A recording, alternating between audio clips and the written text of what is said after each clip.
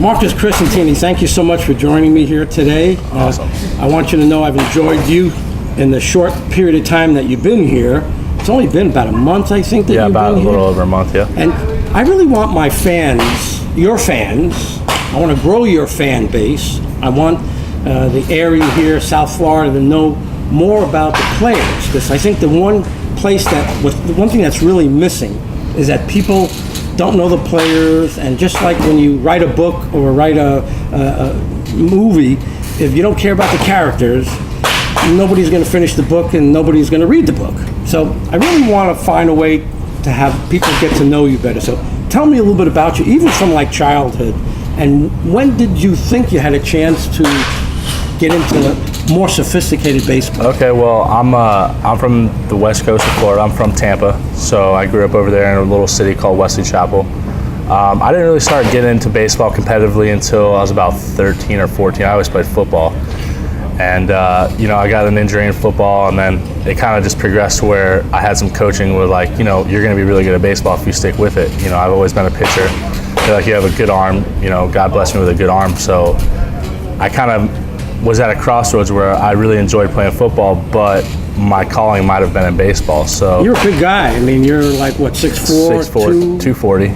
So. And if you probably wanted to, you could have beefed that up to 280. Yeah. Well, whatever position would have dictated my way. What would you have played? Probably tight end, or I got a little big. I was playing quarterback and then linebacker, back and forth. It just depended on what whoever got their hands on me and molded me into whatever they needed. But I loved football at first, and then baseball kind of it went from I hated baseball to now that's all I eat, sleep, and breathe baseball. So how does the process go from you starting to appreciate, you really like that sport, and then you go to high school, people start watching you, people start noticing you? How does that work? Well, I was fortunate to have some coaches when I was younger, guide me and tell me, listen, you need to stick with baseball. It's going to work out for you. I struggled when I first started because I wasn't a player who was an all-star. I wasn't a player who they were like, oh, this kid's going to be great. I kind of was under the radar. And then I was fortunate to have a coach when I was younger. John Ingram was one of my coaches that helped me out. It's one of my good friends' dad. And then when I was in high school, about to go to college, a coach by the name of Rich Cordy kind of got his hands on me and was like, listen, I'm going to get you to college, because I went to a small high school where there wasn't a lot of exposure. So, it's a big high school, but baseball-wise, it was still a small and young program. So he was like, I'm going to get you out in college, and I'm going to get you to go to college somewhere. He had Florida State, UF, Virginia, all these schools calling me. And I decided to go to a junior college, actually about 40 minutes north of here. How did you make that decision? Well, it was, I always wanted to get drafted, and my end goal was to play professional baseball. So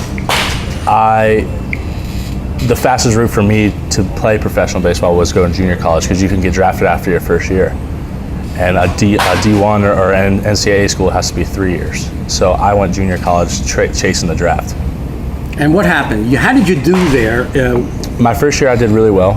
I got some offers, and I decided to go. What position? You were a pitcher? Pitcher, always been a pitcher. Starter, most likely? I was a reliever my first year. Oh. And then I did well.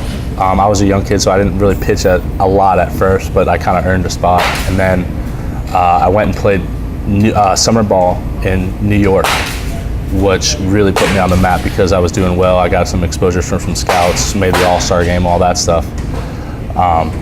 And then my second year coming into college, there were scouts at every game. I was a starter, struggled a little bit as a starter. Tell me what that means, because I see some of the guys go back and forth from being starter, reliever, starter. For me, the big thing that I do not like about starting is knowing when you're going to pitch. Every fifth day, I'm getting that ball and I'm going to pitch. So say you do bad your last outing, you have 5 days to think about that. As a reliever, I don't know when I'm going to pitch, and I can't sit and dwell on that because I don't know. I could pitch the next day, or I can pitch 4 days from now. And it kind of gives you time just to be relaxed and not be stressing for 5 full days. Even if you did good or bad, you're already thinking, you're already processing what you're going to do your next outing. And that was something that always struggled me, because I'd be thinking about what I'm going to do 3 days before I even pitched. So tell me about what happened when it got really serious? You were in college. Tell me about that process.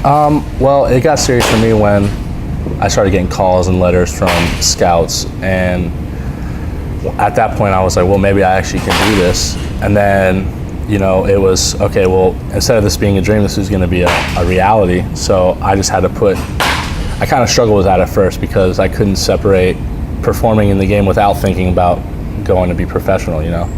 So that's why my second year I kind of struggled a little bit because I was just pitching for the scouts, and so I kind of got away from things.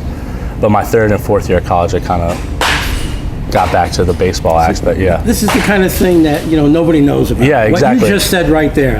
That's worth the whole and some conversation. guys could separate it. You know, some guys were good, and you know that's why they go at a young age, or you know, that's just a separation factor between some players. But I never had that exposure out of high school, so it was big for me, and it kind of overwhelmed me at first.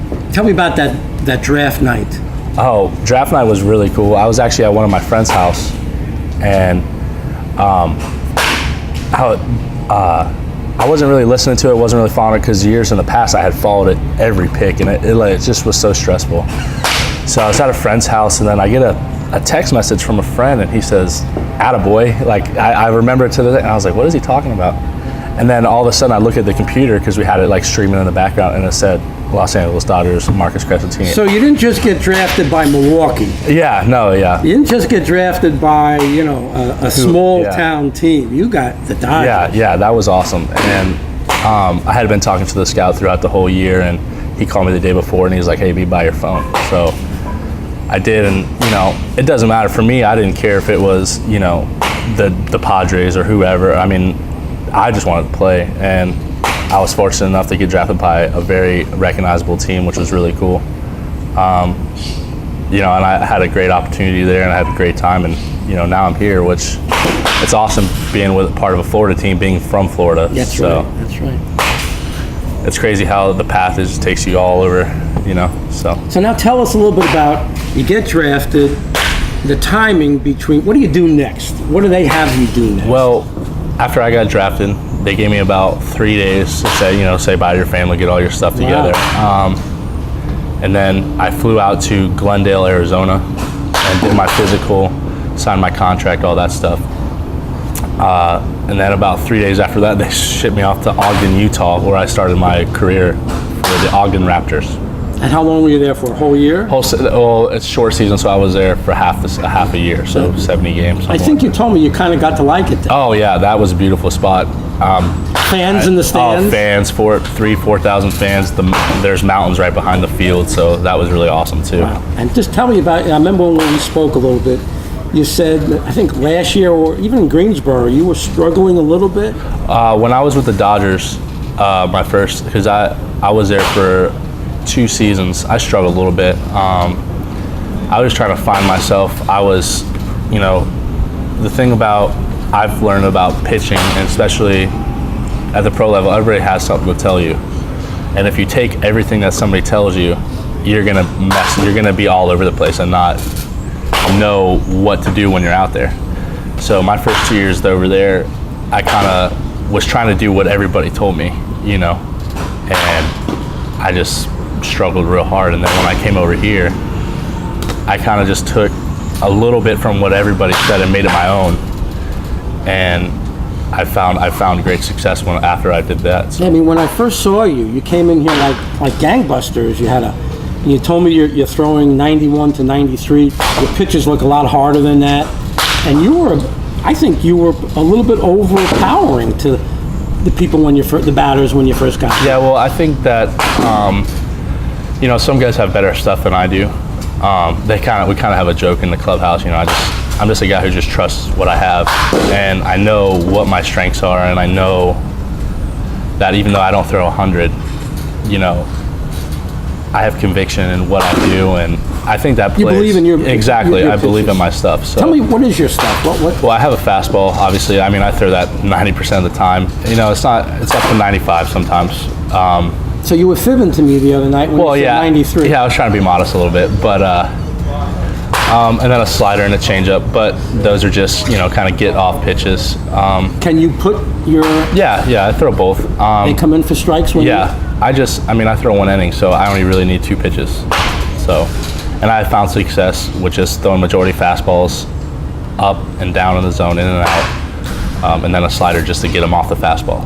And if I'm really desperate, then a changeup. But I haven't really got to that point yet this season. So we're at a kind of a funny time right now. A couple weeks left. What's for you for the next 6 months? Well, I got to find a job, that's for sure. But just go home and spend time with the family. I mean, in Florida, in Tampa, yeah. Because the only down thing about being a professional baseball player, especially at this level, is you don't get to see your family. You know, I spent more than 3/4 of the year in North Carolina.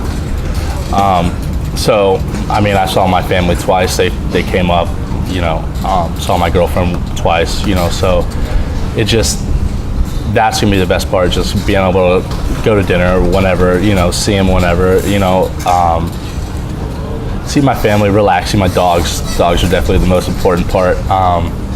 And just hang out with friends, catch up, because I have two good friends that are going through the same thing right now, and we kind of just do everything together because we've been on the same schedule. So now, you know, and then it's back to working out and doing all that stuff, getting ready for the next season. So as far as you know, you'll be back here for spring training? As far as I know, yeah, unless I get traded or something. Tell me, last question. Tell me about your goals.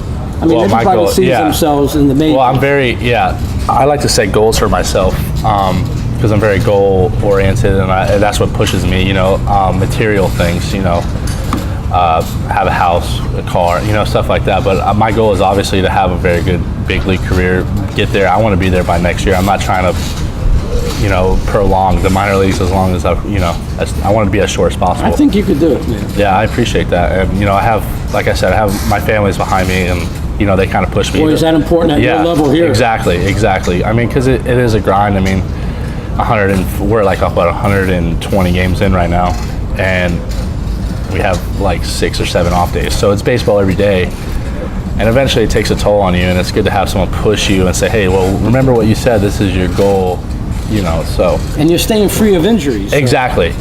So that's something that I've been blessed with. I mean, that could change today, but so as of today, you know, I've been blessed not to be injured, not make any mistakes or anything like that. I've been pretty set, just driving straight forward, so.